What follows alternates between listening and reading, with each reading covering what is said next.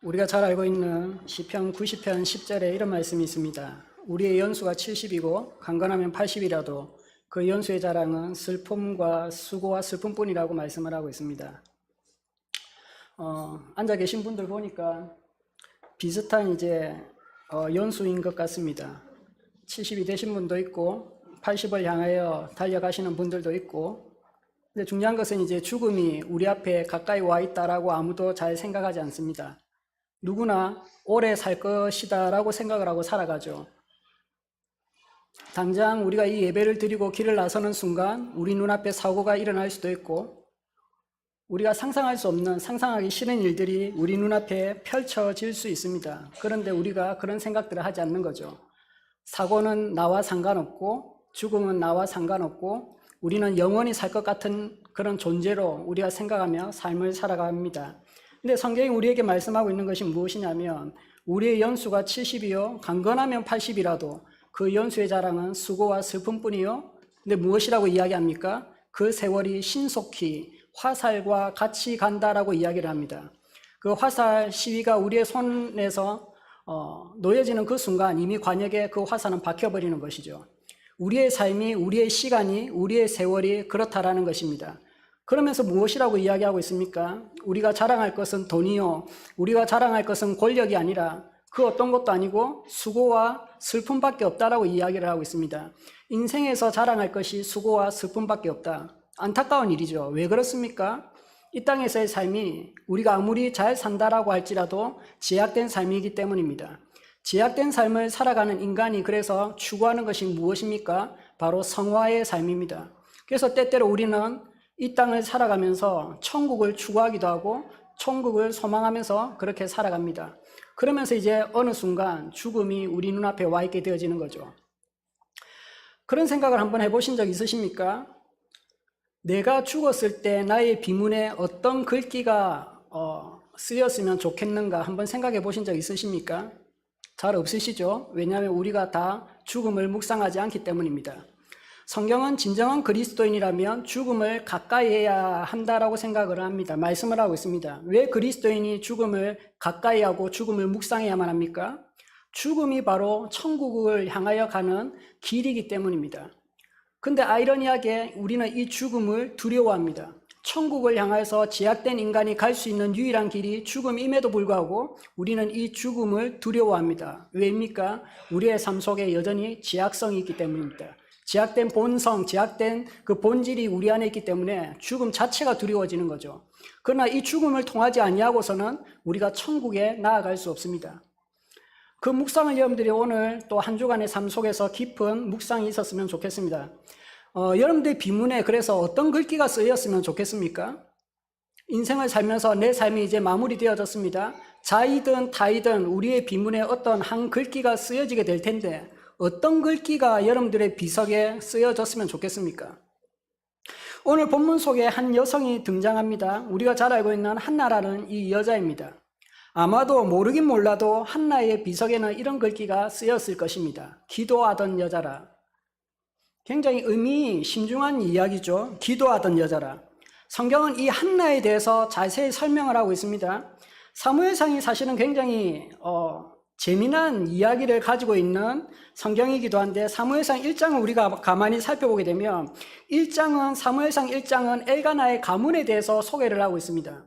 1장 1절을 보십시오. 에브라임 산지에 엘가나라 하는 사람이 있었으니 그는 요로함의 아들이요 엘리우의 손자요 도우의 증손이요 숲의 현손이었더라 라고 말씀을 하고 있습니다. 지금 엘가나에 대해서 설명을 하면서 성경이 무엇이라고 이야기하고 있느냐면, 2절에 보게 되면 그에게 두 아내가 있었으니 한 사람의 이름은 한나요 또 한 사람의 이름은 브닛나라. 브닛나에게는 자식이 있고 한나에게는 자식이 없었다라고 이야기합니다. 오늘 이 사무엘상 1장의 핵심이 무엇이냐면 바로 1장 1절과 2절에 보게 되면 지금 어떤 의도로 이 사무엘상이 기록되어지고 있는가라는 것을 알 수가 있습니다. 이 사무엘상 1장은 우리가 너무나도 익히 잘 알고 있는 스토리를 담고 있는 성경입니다.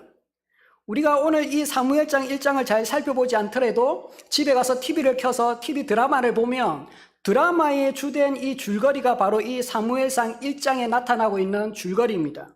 어떤 줄거리입니까? 이 엘가나라는 사람이 있습니다. 근데 이 엘가나가 어떤 사람입니까? 굉장히 좋은 가문의 후손이라는 거죠. 정통성을 이야기하고 있는 것입니다. 1장 1절에서 왜 지금 엘가나에 대해서 자세히 이야기하고 있느냐면 엘가나의 아버지가 누구고 그가 누구이며 그의 후손이 누구이며 이런 이야기들을 왜 하고 있느냐면 이 가문이 그냥 흔한 가문이 아니라는 거죠. 굉장히 중요한, 아무나에게 이 엘가나에 대해서 이야기하면 주변의 모든 사람들이 이 엘가나를 알 수 있는 가문의 사람이다라는 것을 지금 이야기하고 있는 것입니다. 그러면서 지금 말씀하고 있는 것이 무엇이냐면 이 엘가나에게 2명의 아내가 있었다라는 거죠. 한 사람의 아내는 무엇이냐면 누구냐면 한나라는 사람이고 한 사람의 또 다른 아내는 브닌나다. 근데 무엇이라고 이야기합니까? 핵심은 이것입니다. 엘가나에게 2 아내가 있는데 한 아내는 조강지처로서 한나다. 근데 그에게는 한 가지 흠이 있다. 무엇입니까? 자식이 없다라는 겁니다. 그리고 또 다른 한 아내가 있는데 그의 아내가 누구냐면 첩입니다. 근데 아이러니하게 이 첩에게는 자식이 있다라고 성경이 이야기합니다. 이것이 오늘 줄거리의 핵심이고 사무엘상 이 본문 1장에 나타나고 있는 중요한 구절입니다. 왜 성경이 지금 이 이야기를 하고 있습니까? 굉장히 별로 중요한 이야기가 아닙니다. 그냥 한 가문이 있다. 한 가정이 있는데 이 가정 속에 이 부유한 가정이다. 이 엘가나라는 사람이 굉장히 정통한 사람이고 굉장히 어떤 이 가문이 정통성을 갖고 있는, 그러니까 누구나 이야기하면 이 가문을 익히 잘 알고 있는 그런 가문의 후손이 바로 엘가나인데 그에게는 2명의 아내가 있다. 본처 조강지처에게는 자식이 없고 후손인 이 첩에게는 자식이 있다. 이 이야기를 지금 하고 있는 겁니다. 그런데 우리가 익히 너무나도 잘 알고 있는 스토리이지 않습니까? 한국 그냥 드라마를 틀어서 보게 되면 한국에 있는 드라마가 다 이런 내용이죠. 엘가나란에 있는 이 남편이 사랑하는 아내가 있는데 사랑하는 아내 조강지처인 한나에게는 자식이 없고, 근데 아이러니하게 이 조강지처가 아닌 첩에게는 이 브닌나에게는 자식이 있다. 이 성경을 보게 되면 자식이라고 이야기하는데 복수형입니다. 그러니까 2명 이상의 자식이 있었다라는 것입니다. 한나에게는 자식이 없는데 첩인 이 브닌나에게는 자식이 있다. 이게 이제 아이러니한 거죠. 근데 문제는 무엇이냐면 우리 TV 드라마에 나오는 것처럼 이 첩인 브닌나가 계속해서 한나를 경록해 하는 거죠. 근데 또 경록해 할 수밖에 없는 이유가 무엇이냐면 이 엘가나가, 남편인 이 엘가나가 지혜롭게 한나를 대하고 지혜롭게 브닌나를 대하고 서로 이렇게 잘 이제 균형감 있게, 어쨌든 이 2 여자를 이제 거느리고 있다면 좀 균형감 있게 이 엘가나가 지혜롭게 한나도 사랑하고 브닌나도 사랑하면 되는데 이 사랑의 초점이 누구에게 맞추어져 있습니까? 엘가나의 사랑의 초점이 오직 한나에게만 맞추어져 있습니다. 근데 한나에게는 자식이 없습니다. 그러니까 이 브닌나가, 첩인 이 브닌나가 가만히 바라보니까 경로를 아니할 수 없는 거죠. 나는 자식을 낳았습니다. 그래서 이 자식이 이제 가문을 이어나갈 수 있는, 대를 이어나갈 수 있는 그 능력이 나에게 있습니다. 근데 이 엘가나가 나를 사랑해주지 않습니다. 우리 자식들을 사랑해주지 않습니다. 그러니까 계속해서 이 브닌나가 한나를 경록해 하는 것입니다. 자식이 없는 여자, 너를 통해서 후손이 나올 수 없고, 이 정통성은 당신이 한나로 인하여서 이 엘가나 가문이 이제 역사 속에서 이어져 나가는 것이 아니고 우리 후손을 통하여서 브닌나, 나의 후손을 통하여서 이 엘가나의 후대는 연속성 가운데 역사는 이루어진다라고 계속해서 한나를 경록해 하는 거죠. 그러니까 이제 이 한나가 어떤 지경에 놓이게 됩니까? 삶 속에 수많은 그 고통이 그를 짓누르게 되는 겁니다. 사랑하는 남편이 있습니다. 엘가나에게 사랑은 받지만 그에게 가장 중요한 자식이 없습니다. 대를 이을 수 있는 정통성이 그에게 없습니다. 남편으로부터 사랑을 받지만 그에게는 정통성이 없습니다. 대가 끝이 났습니다. 그러니까 이 한나가 할 수 있는 것이 무엇입니까? 기도밖에 없는 거죠. 근데 우리가 이 기도를 할 때도 잘 알아야만 하는 것이 무엇이냐면 우리가 기도를 하나님 앞에 합니다. 어떤 기도를 우리가 하나님 앞에 합니까? 어떤 기도를 우리가 하나님 앞에 드려야만 합니까? 우리가 인생을 살아가면서 때때로 많은 그리스도인들이 행복하지 아니하는 삶을 살아가게 됩니다. 왜 행복하지 아니할까요? 그리스도인이 행복하지 아니하는 이유는 단 한 가지밖에 없습니다. 행복하지 아니할 수밖에 없는 이유, 그것은 무엇이냐면 하나님께서 나에게 허락하신 것이 무엇이고 하나님께서 나에게 허락하시지 않은 것이 무엇인지 알지 못하면 그리스도인이 아니다라고 할지라도 인생 자체가 불행할 수밖에 없습니다. 우리가 좋은 대학을 나왔습니다. 좋은 학교를 나왔습니다. 부귀영화를 취했습니다. 권력이 있습니다. 주변에 좋은 사람들이 있습니다. 그렇다라고 할지라도 우리가 추구하는 많은 것들이 있습니다. 근데 내가 추구한다라고 해서 이 모든 것들을 다 이룰 수 있느냐? 그렇지 않습니다. 우리가 수많은 역사를 바라보아서 알 수 있지 않습니까? 모든 것을 다 가졌다라고 할지라도 이룰 수 없는 수많은 일들이 있고, 모든 것을 다 가지지 아니했다라고 할지라도 또 모든 것을 이루어내는 삶이 있습니다. 그렇지 않습니까? 그리스도인인 우리의 삶도 우리가 한번 고민해보고 생각해볼 필요가 있습니다. 기도할 때, 내가 하나님 앞에 나아갈 때 어떤 기도를 드려야만 합니까? 우리가 행복하기 위해서, 나의 삶에 자족하고 나의 삶에 만족하기 위해서 어떤 기도를 하나님 앞에 드려야만 할까요? 먼저 우리는 우리 자신을 직시해야만 합니다. 그 직시라는 것이 무엇입니까? 하나님 앞에 서 있는 나 자신을 온전하게 바라보는 것입니다. 그럴 때 우리가 알 수 있게 되어지는 것이 무엇입니까? 하나님께서 나에게 허락하신 삶이 무엇이고, 그리고 하나님께서 나에게 허락하시지 않은 것이 무엇인지를 발견하게 되어지는 것입니다. 근데 많은 그리스도인들이 욕심을 부리죠. 욕심이라는 것은, 성경이 말씀하고 있는 욕심이라는 것은 무엇입니까? 성경이 말씀하고 있는 이 욕심이라는 것은 하나님께서 나에게 허락하시지 않은 것들을 내가 취하려고 노력하는 것입니다. 그것이 욕심입니다. 하나님께서 나에게 허락하시는 것들을 내가 가지는 것은 무엇입니까? 아까 여러분들 찬양하셨는데 그것이 은혜입니다. 하나님께서 나에게 허락하신 것, 하나님께서 나에게 허락하시는 것들을 내가 취하여서 그것을 누리는 삶, 그것이 은혜입니다. 근데 하나님께서 나에게 허락하시지 않은 것, 근데 우리가 그 하나님께서 나에게 허락하시지 않은 것을 계속해서 취하려고 노력하게 되죠.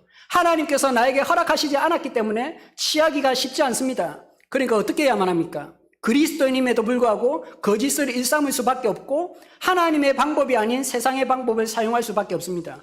그러니까 어떻게 됩니까? 불행할 수밖에 없죠.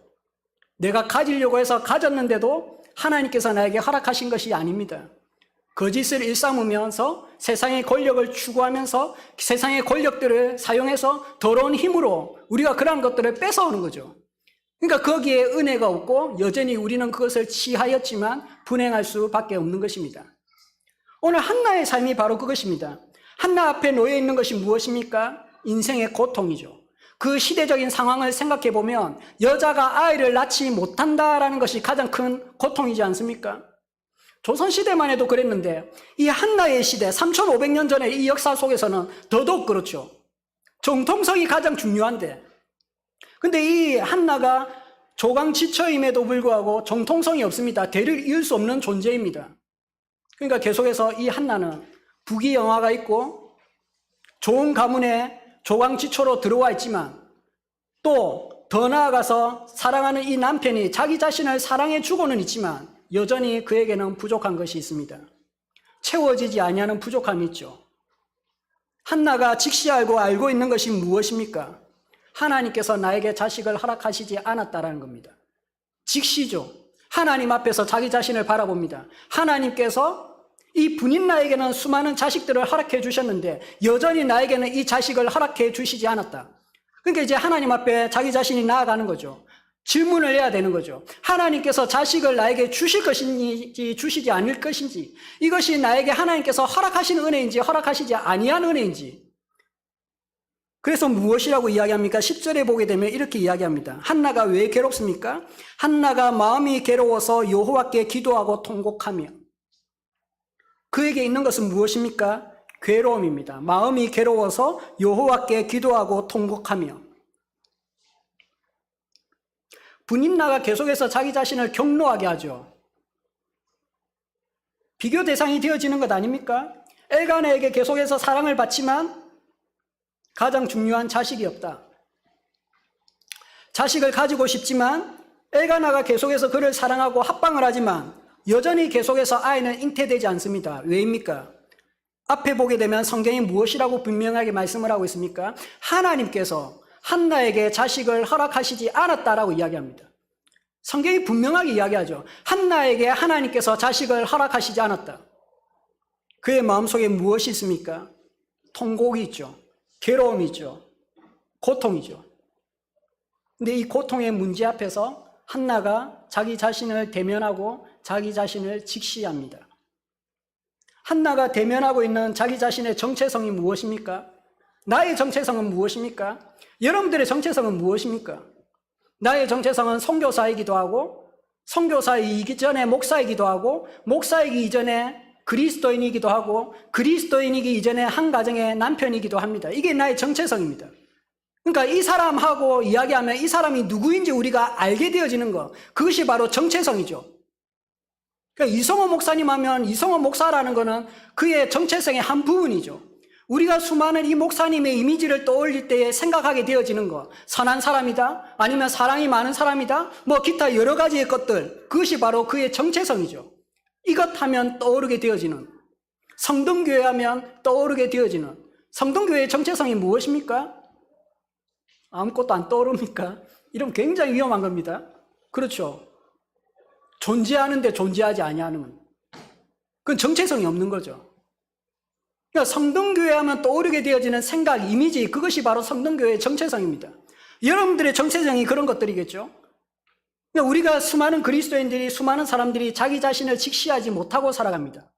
그러니까 정체성을 잃어버리고 살아가는 거죠. 내가 누구인지, 내가 어떠한 존재인지, 내가 어떠한 존재인지를 모르기 때문에 하나님 앞에서 여전히 우리는 은혜를 누리지만 그 은혜는 값싼 은혜가 되어지고 싸구려 은혜가 되어집니다. 그 은혜가 여전히 계속해서 지속이 되어질 수 없습니다. 왜입니까? 내가 누구인지를 모르기 때문입니다. 하나님 앞에서 나를 대면하고 하나님 앞에서 나를 직시해야만 인간이 행복할 수 있고 하나님께서 나에게 허락하신 삶을 온전하게 영위하며 살아갈 수 있습니다. 근데 오늘 이 본문 속에서 한나를 보십시오. 한나가 자기 자신을 대면하고 있습니다. 15절에 보면 성경이 무엇이라고 이야기합니까? 한나가 대답하여 이르되 내 주여 그렇지 아니하나이다. 나는 마음이 슬픈 여자라. 포도주나 독주를 마신 것이 아니요 여호와 앞에 내 심정을 통한 것이 뿐이오니라고 이야기하고 있습니다. 한나가 마음이 너무 괴롭습니다. 애통하는 눈물이 그의 삶 속에 계속해서 흘러나옵니다. 아무도 나를 알아봐 주지 않습니다. 분인나가 계속해서 나를 격노하게 합니다. 격노케 하죠. 엘가나가 나를 계속해서 사랑해 주지만 그 사랑이 충분하지 않습니다. 그러니까 지금 이 한나는 고통의 문제 앞에 깊이 놓여 있습니다. 계속해서 이 고통의 늪 속에 계속해서 빠져 들어가게 되어지는 거죠. 그러면서 스스로 자기 자신을 직시합니다. 하나님 앞에서, 십자가 앞에서 스스로 자기 자신을 무릎 꿇고 나아가며 직시합니다. 그러면서 스스로 자기 자신을 십자가 앞에서, 하나님 앞에서 발견하게 되어지는 것이 무엇입니까? 나는 마음이 슬픈 여자라. 한나 스스로 자기 자신을 무엇이라고 이야기하고 있습니까? 나의 정체성에 대해서, 한나 스스로 자기 자신의 정체성에 대해서 무엇이라고 이야기하고 있느냐면, 나는 지금 엘가나로부터 충분한 사랑을 받아서 행복하다. 이 정체성을 이야기하고 있지 않습니다. 나는 이 엘가나라는 위대한 가문의 조강지처다. 첩이 아니고 조강지처다. 지금 이 이야기를 하고 있는 것이 아니고 한나가 스스로 지금 갖고 있는 그의 정체성은 무엇이냐면 수많은 자랑거리가 그의 삶 속에 있음에도 불구하고 그가 지금 말씀하고 있는, 그가 느끼고 있는, 그가 알고 있는, 스스로 지금 직시하고 있는, 자기 직시하는 가운데서 스스로 지금 자기가 대면하고 있으면서 자기에 대해서 이야기하고 있는 것이 무엇이냐면 나는 마음이 슬픈 여자라는 겁니다. 여러분들 충격적이지 않습니까? 좋은 가문의 지금 조강지처입니다. 쉽게 말하면 우리가 이름 대면 누구나 알 수 있는 좋은 가문의 조강지처다. 부유함이 있습니다. 돈이 모자라지 않습니다. 집 걱정하지 않습니다. 어떻게 살 것인지, 무엇을 먹을 것인지 그런 2차원적인 걱정하지 않습니다. 걱정할 필요가 없죠. 돈 때문에 힘들어하는 우리의 삶은 이 여자를 바라보게 될 때 어떻게 이야기할 수 있습니까? 배부른 걱정이라고 할 수 있지 않습니까? 자식이 없어도 돈 걱정 안 하고 살아가면 나는 행복하겠다. 이렇게 우리는 이야기할 수 있지 않습니까? 그런데 오늘 이 한나가 무엇이라고 이야기하고 있습니까? 나는 마음이 슬픈 여자다. 모든 것들을 많은 사람들이 부러워할 수도 있는 위치 가운데 있지만 스스로 지금 하나님 앞에서 자기 자신을 발견하고 있는 한나는 나에 대해서 무엇이라고 이야기하고 있습니까? 나는 마음이 슬픈 여자라. 그러니까 한나가 바라보고 있는 것은 나는 마음이 슬픈 여자라는 것입니다. 다른 사람들은 이 한나를 바라보면서 부러워할 수 있을지 모르겠지만 이 한나는 스스로를 이야기하면서 무엇이라고 이야기하고 있냐면 나는 마음이 슬픈 여자라. 자기 정체성 첫 번째죠. 자기 스스로 지금 하나님 앞에서 직시하고 있는 첫 번째 나의 정체성은 나는 마음이 슬픈 여자다.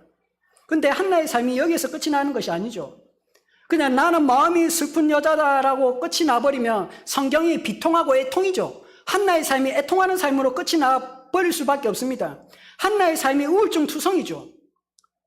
고통이고 눈물이고 마음이 슬프고 계속해서 남이 안 바라보면 누군가 나를 바라보고 있으면 이미지 때문에 그냥 환히 웃고 밝은 모습으로 나아가지만 아무도 없는 혼자 고요한 시간 속에 놓여있는 이 한나는 눈물의 사람이고 고통의 사람이고 마음이 슬픈 한 여자일 뿐이다라는 것입니다. 우울증이죠. 우울증에 휩싸여 있는 이 한나. 근데 스스로 이 문제를 해결할 수 없습니다. 여기에서 그의 삶이 끝나버렸다면 성경이 비통이고 애통으로 끝이 나지만 한나는 여기에서 결단을 합니다. 하나님께서 나에게 허락하시는 은혜와 허락하시지 아니하는 은혜가 무엇인지, 그리고 그가 하나님 앞에 통곡하며 무릎을 꿇고 기도하는 것 아닙니까? 엘리 제사장은 이 한나의 기도를 바라보면서 무엇이라고 이야기합니까? 네가 술 취했다라고 이야기하죠. 너무 슬퍼서 내 안에 너무나도 큰 고통이 있어서 차마 입 밖으로 그 이야기들을, 그 기도문을 끄집어낼 수 없습니다. 고통의 극한까지 들어가니까 이 한나라는 이 사람이, 우리가 그렇지 않습니까? 너무 슬프고 너무 아프고 너무 고통스러우면 그 고통을 입 밖에 내는 것 그 자체가 바로 고통입니다. 힘듦이죠. 그러니까 이 한나가 그 고통을 드러낼 수 없습니다. 그러니까 어떻게 합니까? 기도의 자리에 앉아서 혼자 중얼중얼거리고 있는 겁니다. 하나님과 나만 알 수 있도록 중얼중얼거리는 거죠. 근데 엘리 제사장이 그 모습을 바라보고 한나를 향해서 무엇이라고 이야기하고 있습니까? 네가 술 취했다라고 이야기하죠. 그때 한나가 이야기하고 있는 것이 무엇입니까? 나는 포도주나 독주를 마신 것이 아니요 15절에 보게 되면 여호와 앞에 내 심정을 통한 것뿐이오니, 내가 술 취한 것이 아니고 나의 이 고통을 지금 하나님 앞에 통한 것뿐이다. 하나님 앞에 내려놓음으로 하나님께서 내 마음을 알아주시기를 내가 지금 기도하고 있는 것뿐이다 라고 이야기합니다.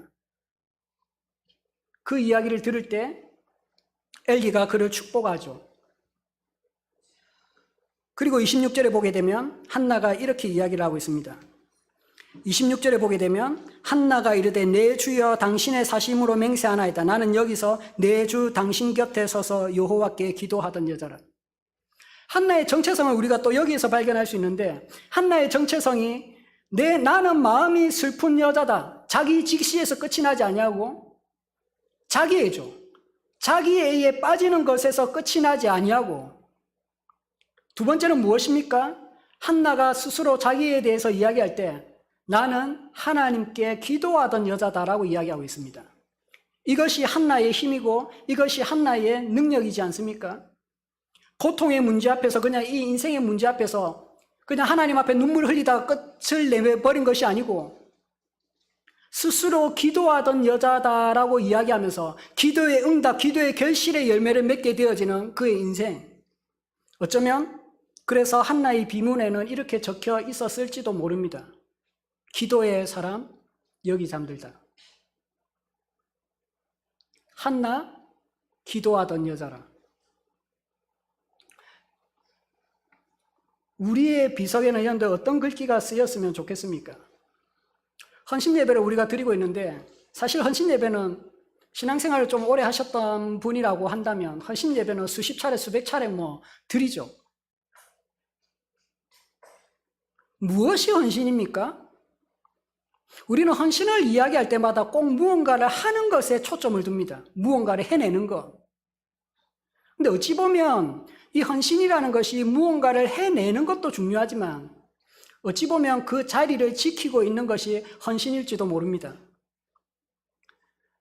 성동교회가 계속해서 이제 재개발 지역으로 인해서 조금 어수선할 수밖에 없는 지금 위치에 있는 거죠. 감천이라는 지역이, 또 한국이라는 지역이 수많은 곳들이 재개발되어지면서 재개발되어지는 그 지구에 교회가 있을 때 어수선할 수밖에 없습니다.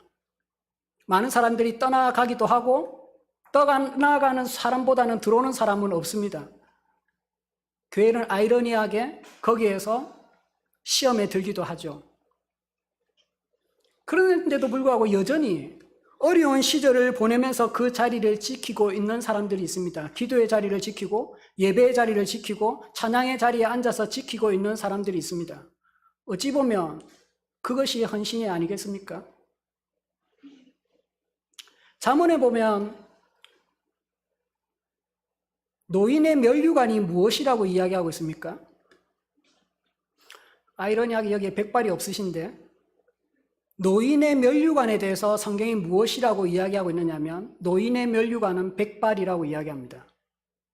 노인의 면류관이 흰머리다. 이게 무슨 말입니까? 면류관은 영화스러운 것 아닙니까? 영화스러운 거죠. 찬란한 것.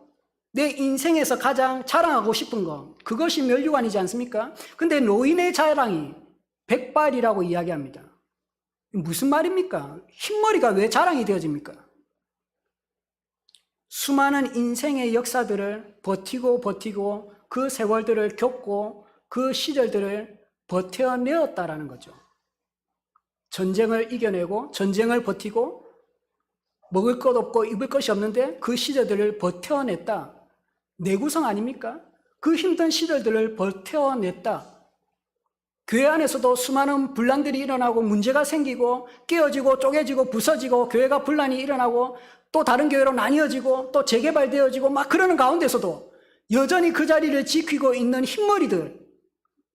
성경은 그 사람의 삶이 헌신이라고 이야기합니다. 그리고 바로 오늘 본문 속에서 한나가 그 자리에 기도의 자리에 앉아 있습니다. 그러면서 자기를 이야기하고 있습니다. 어떤 자랑을 하고 있습니까? 나는 하나님께 기도하던 여자라. 그리고 하나님께서 그에게 허락하여 주시는 축복이 무엇입니까? 위대한 선지자, 바로 사무엘이죠. 사무엘이 그에게 하나님께서 은혜로 사무엘을 허락하여 주시는 것이죠. 어떤 기도를 하나님 앞에 드리고 계신지 모르겠습니다. 그리고 어떤 인생의 문제 앞에 놓여 있는지 저는 알지 못합니다. 어떤 고통의 문제 앞에 내 가정이, 내 삶이, 내 형제가, 내 자매가, 내 부모가 놓여 있는지 알지 못합니다. 아니면 또 나 자신이 고통의 문제 앞에서 그냥 끝이 나버리면 굳이 우리가 기독교를 믿을 필요도 없고 굳이 우리가 예수를 믿을 존재의 이유가 없는 거죠. 왜 예수를 믿습니까? 이 문제의 해결자이시기 때문에 우리가 예수를 믿는 거죠. 근데 예수가 이 문제를 해결해 줄 수 없다? 그러면 여러분들 믿을 필요가 없는 것 아닙니까? 언젠가 제가 이제 몇 년 됐죠. 가장 최근 한 3년 됩니까? 2년, 3년, 2년 반 되는 것 같은데 이전에 제가 이제 성동교회 와서 설교했었던 것들 중에 내용 중에 하나가 동남아 이쪽이 불교 벨트 국가라고 이야기를 합니다. 소위 동남아 이쪽 국가가 이제 불교 벨트 선교권 이제 선교 지역이라고 이야기하는데 다 불교권이죠. 캄보디아, 라오스, 태국, 미얀마 다 불교 이제 지역들입니다. 불교 벨트 선교 지역들입니다. 근데 여러분들 선교사가 가장 많이 들어가 있는 그 지역이 아이러니하게도 이 불교 벨트 지역입니다. 불교 벨트 국가들.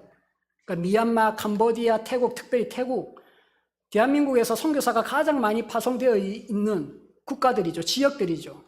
근데 역설적이게도 선교 역사가 가장 오래되어졌고 선교사가 가장 많이 파송이 되어졌음에도 불구하고 그 지역의 복음화율은 채 1%가 되지 않습니다. 0.8%.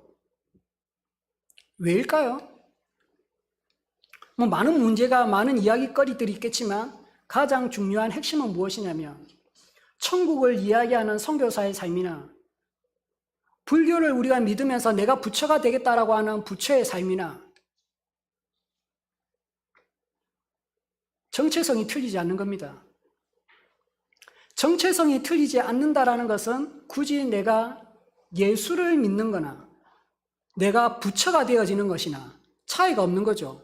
차이점이 있어야 되는 것 아닙니까? 한나가 부처 앞에 기도했습니다. 한나가 알라에게 기도했습니다. 나는 마음이 슬픈 여자다라고 기도했는데 기도의 결과가 응답이 똑같다라고 한다면 예수 믿을 필요가 없죠, 굳이. 해결이 똑같은데, 문제의 답이 똑같은데. 근데 사실상 우리가 천국을 이야기하는 수많은 선교사의 삶이나 저도 마찬가지입니다. 그리스도인의 삶이나 이 사람들의 삶을 바라보게 될 때, 아니, 그 지역을 이야기하지 아니한다라고 할지라도 가까이 그냥 우리네 삶을 이야기한다라고 할지라도 우리가 예수 천국을 이야기하지만 예수 천국을 이야기하는 우리네 삶이나 예수를 알지 못하고 살아가는 비그리스도인의 삶이나 이 땅에서 틀릴 바가 없다라고 한다면 예수를 믿을 이유는 없죠. 그렇지 않습니까? 그냥 오늘 내가 잘 먹고 잘 살고 그러면은 이것이 천국 아닙니까? 그러니까 계속해서 우리가 거짓된 삶을 살아가고 거짓을 일삼고 남을 속이고 남의 것을 빼앗아서 부귀영화를 축적해도 우리는 그것을 은혜라고 이야기하지 않습니까? 그 사람이 어떻게 돈을 벌었는지 중요하지 않습니다. 그냥 부유해진 장로, 부유해진 김집사, 박집사를 보면 돈만 잘 벌면 우리는 그것이 은혜라고 이야기하고 축복된 삶이라고 이야기를 합니다. 그러니까 그리스도인의 삶이나 비그리스도인의 삶이나 차이가 나지 않습니다. 그러니까 굳이 우리가 한나처럼 우리 스스로 자기 자신을 직시할 필요가 없습니다. 하나님 앞에서 내가 어떠한 사람인지 알 필요가 없습니다. 그냥 지금의 은혜로만 살면 되니까. 한나가 그렇지 않습니까? 지금의 은혜로만 살면, 엘가나가 허락해주는 그 은혜로만 살면 나는 마음이 슬픈 여자다라는 여기에서 그의 인생은 끝이 났을 것입니다.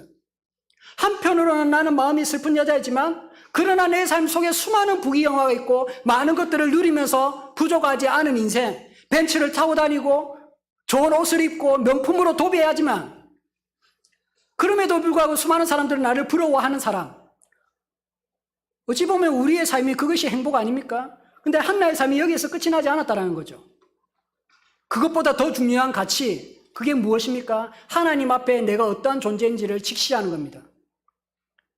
내가 좋은 옷을 입고 있는 것, 이거 중요한 것 아니고 내가 예수 그리스도의 피 묻은 옷으로 내가 지금 옷을 입고 있느냐, 거룩한 그리스도의 신부의 옷을 입고 있느냐, 이게 중요한 것 아닙니까? 그러면서 한나가 그것을 직시하고 있는 거죠.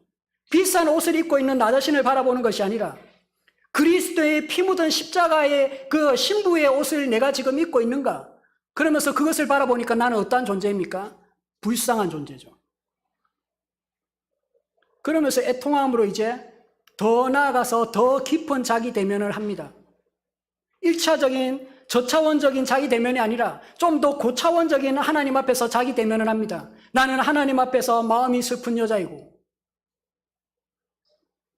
그리고 자기 자신을 대면하는 것이 무엇입니까? 엘리를 향해서, 세상을 향해서 그가 기도 응답을 받았을 때에 하나님께서 그에게 사무엘을 허락하여 주셨을 때에 그가 다시금 선포하고 있는 자기의 정체성은 무엇입니까?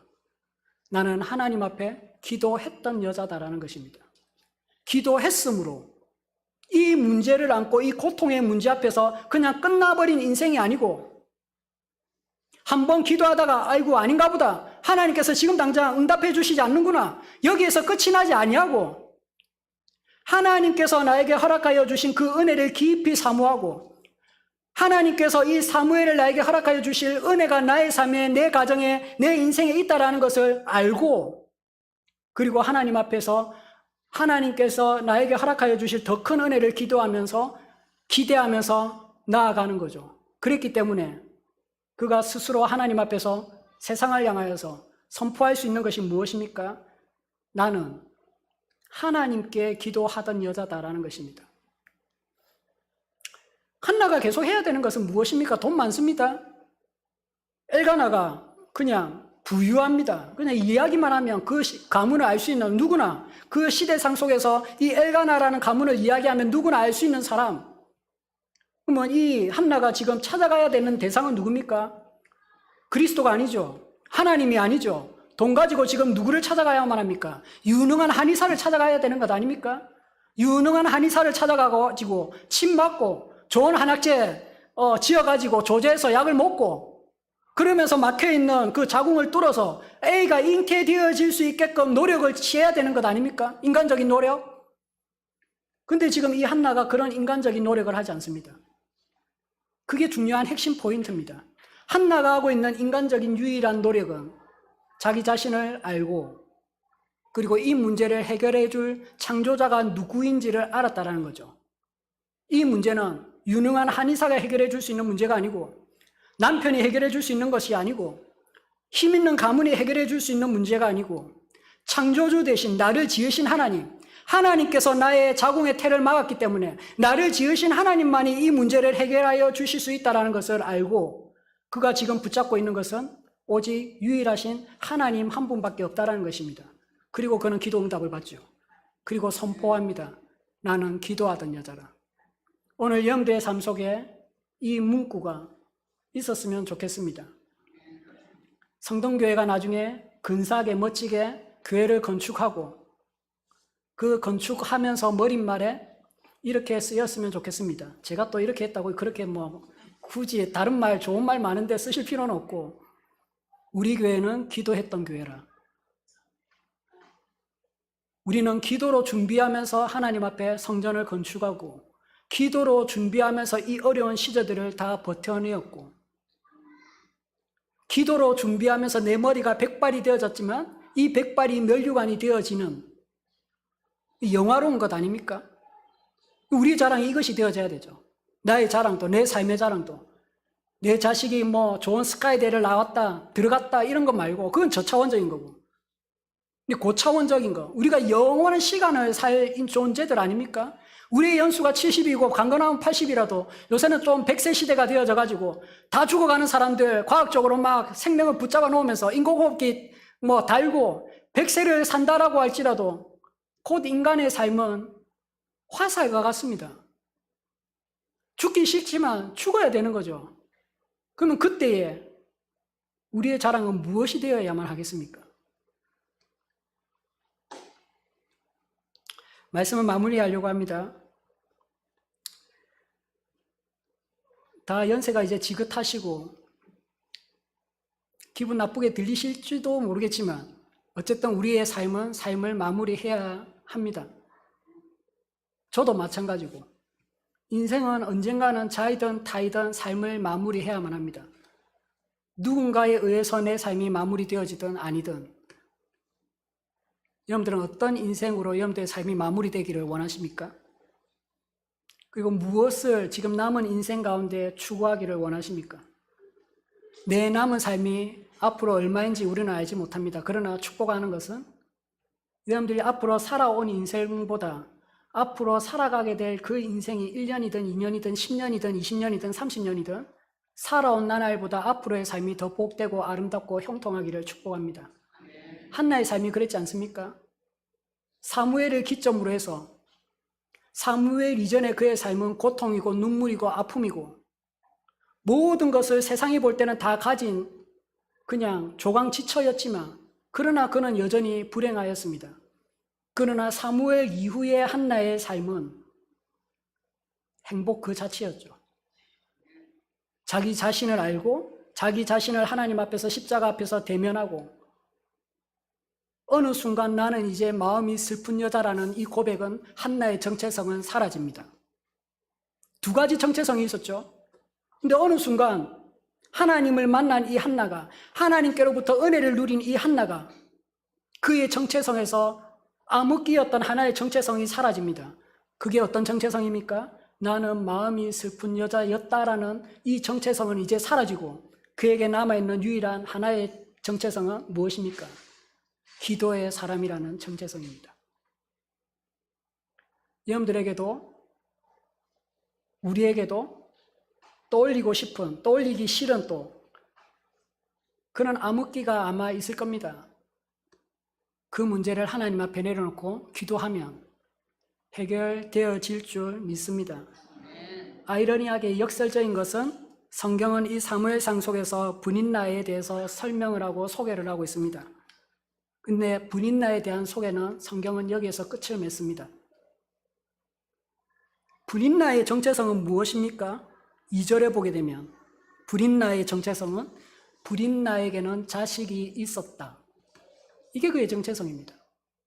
그리고 사무엘을 낳은 한나 이후의 삶은 삶 속에서 분인나는 더 이상 존재하지 않습니다. 성경에 나타나지 않습니다. 이 인물은. 브린나의 정체성은 그냥 브린나에게는 자식이 있었고 이 브린나는 한나를 경록해 하는 사람이었다. 이것이 브린나의 정체성입니다. 그러나 한나는 그렇게 그의 삶이 끝이 나지 않죠. 하나님과 계속해서 기도로서 내통했던 사람이라고 이야기합니다. 하나님과 계속해서 기도로서 내통했던 사람. 어찌 보면 이것이 성등교회가 아니면 하나님께서 지금 오늘 이 헌신 예배를 겪고 있는 마리아에게 요구하고 있는 건지도 모르겠습니다. 한국교회가 위기라고 이야기합니다. 위기인 이유는 많은 것들이 있겠지만 그런 것들은 차치하고 한국교회가 위기인 이유 가운데 가장 큰 이유는 한나와 같은 더 이상 기도의 자리에 앉는 사람이 없는 거죠. 머리가 하얘지도록 그 하얘진 머리가 백발이 되도록 면류가 아닌 백발이 되도록 그 기도의 자리에 앉아서 하나님과 씨름하는 야곱 같은 사람이 더 이상 한국교회에 없어진 거죠. 이것이 어찌 보면 가장 큰 위기이지 않습니까? 오늘 이 헌신 예배를 통해서 믿음의 작은 결단이 있었으면 좋겠습니다. 어떤 인생을 살아오셨든 우리 안에는 아픔이 있고 눈물이 있고 고통이 있고 슬픔이 있을 것입니다. 그것이 여러분들의 정체성이다라고 할지라도 괜찮습니다. 1차적인 정체성이죠. 하나님 앞에 내려놓고 고백하십시오. 하나님, 나는 마음이 슬픈 여자입니다. 하나님, 나는 마음이 슬픈 남자입니다. 내 아내는 이렇습니다. 내 남편은 이렇습니다. 내 자식들의 문제가 있습니다. 내 자식들의 아픔이 있습니다. 내 남편의 문제가 있고 아내의 문제가 있고 우리 가정에 흐르는 해결되어지지 아니하는 숱한 문제들이 있습니다. 너무나도 힘들고 고통스럽고 아프고 이 문제가 수십 년 동안 내가 하나님 앞에서 해결하려고 했지만 해결되어지지 않습니다. 그러나 하나님, 내가 이 문제를 하나님 앞에 내려놓습니다. 그때 하나님께서 한나에게 말씀하셨던 것처럼 동일하게 우리에게 응답하실 것입니다. 그리고 하나님께서 여러분들의 기도를 들으시고 너는 기도의 사람이었다라고 하나님께서 칭찬하실 것입니다. 이 시간 말씀 생각하시면서 잠깐 기도했으면 좋겠습니다. 인생을 살아오면서 우리는 때때로 오해의 자리에 앉기도 합니다. 열심히 기도하고 열심히 신앙생활하고 믿음생활하지만 어떨 때는 때때로 담임 목사님께서 내 형편을 몰라봐 주실 수도 있습니다. 한나의 삶이 그렇지 않습니까? 자기는 너무나도 힘들어서 자기는 너무나도 고통스럽고 그냥 두 눈에서 눈물이 주르륵 그냥 흘러내립니다. 내 스스로도 컨트롤할 수 없는 그 눈물이 그냥 흘러내립니다. 세상의 오해 앞에 서 있게 되어지죠. 그럼에도 불구하고 한나가 포기하지 않는 건 무엇입니까? 엘리 제사장은 이 한나를 바라보면서 나는 너무나도 고통스럽고 애통하고 절규하는 가운데 눈물을 흘리면서 하나님 앞에 기도하고 있는데 이 엘리 제사장은 이 한나를 바라보면서 술 취했다라고 이야기하죠. 그런 오해 앞에서도 한나가 포기하지 아니하는 것이 무엇입니까? 하나님 앞에 자복하는 심령입니다. 창조주 대신에 이 하나님만이 나를 바라봐 주실 수 있고 이 하나님만이 이 문제를 해결해 주실 수 있기 때문에 한나는 여전히 무릎 꿇고 기도합니다. 하나님, 나는 마음이 슬픈 여자입니다. 하나님, 이 문제를 해결하여 주십시오. 그리고 하나님께서 그의 애통을 애통해서 마침표 찍게 하시지 아니하시고 사무엘이라는 위대한 선지자를 이 한나의 가문에 허락하여 주심으로 말미암아 분임나는 역사 속에서 사라졌지만 하나님의 선한 역사 속에서 한나는 여전히 기도의 사람이요, 사무엘의 어머니요, 사무엘이 걷는 그 길을 위해서 여전히 기도해주는 위대한 후견인이 되어지는 인물로 남아있게 되어지는 것입니다. 오늘 우리 마리아가 그런 기간이 될 수 있었으면 좋겠습니다. 때때로 존재감이 없다라고 할지라도 중요하지 않습니다. 사람이 볼 때 존재감이 없을 수 있습니다. 괜찮습니다. 하나님 보시기에 존재감 있는 기관.